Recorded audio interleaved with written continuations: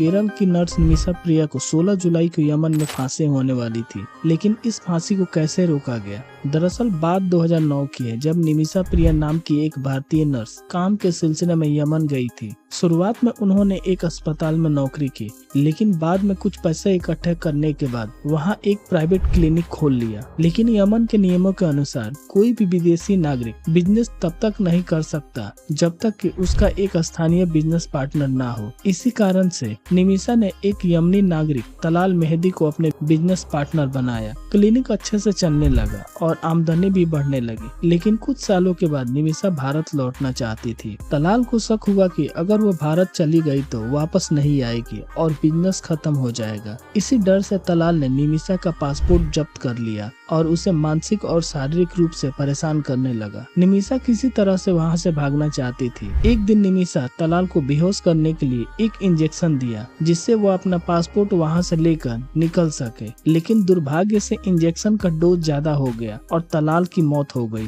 निमिषा का इरादा उसे मारने का नहीं था, सिर्फ बेहोश करना चाहती थी। लेकिन जब उसकी मौत हो गई तो डर के मारे निमिषा ने तलाल की बॉडी के टुकड़े में काटकर एक वाटर टैंक में छिपा दिया। जब पानी की टंकी में बॉडी मिला तो पुलिस ने केस का खुलासा किया और निमिषा को गिरफ्तार कर लिया। यमन की अदालत में उसे मौत की सजा सुनाई गई और 16 जुलाई को फांसी तय हुई। अब उसकी जान बचाने का एक ही रास्ता है, ब्लड मनी, यानी शरिया कानून के तहत अगर मृतक के परिवार वाले कुछ रकम लेकर माफ कर दे तो यह फांसी टल सकती है। निमिषा की मां और भारतीय सरकार ने यमन सरकार से कई बार अपील की, लेकिन यमन के अदालतों ने सारी याचिकाएं खारिज कर दी। ऐसे में सामने आए केरल के मुफ्ती शेख अबू बकर, जिन्होंने यमन के मुस्लिम नेताओं से बातचीत की और इस्लाम का हवाला देकर माफी की दरख्वास्त की और ब्लड मनी के जरिए निमिषा की फांसी को टालने में कामयाब हुआ। आज निमिषा की जान बची है, लेकिन उसकी आखिरी उम्मीद ब्लड मनी जुटाने पर टिकी हुई है।